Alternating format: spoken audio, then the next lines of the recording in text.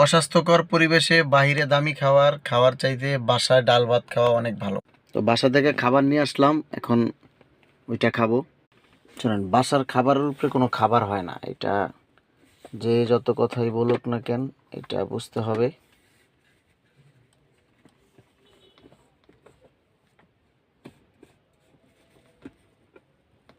তো এই যে কই মাছের তরকারি দেখেন, এটা একদম তাজা দেশি কই।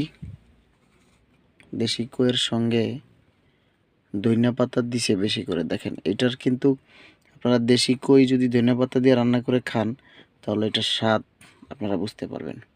সাথে হচ্ছে রুটি এইখানে। তো আরেকটা জিনিস আছে, সেটা আপনাদেরকে দেখাই।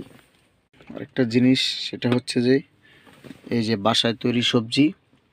তো এই সবগুলোই আসলে বাসা থেকে আনা। তো বাসার খাবার সবসময় খাওয়ার চেষ্টা করবেন সকলে, কারণ বাসার খাবার সবচাইতে ভালো, নিরাপদ।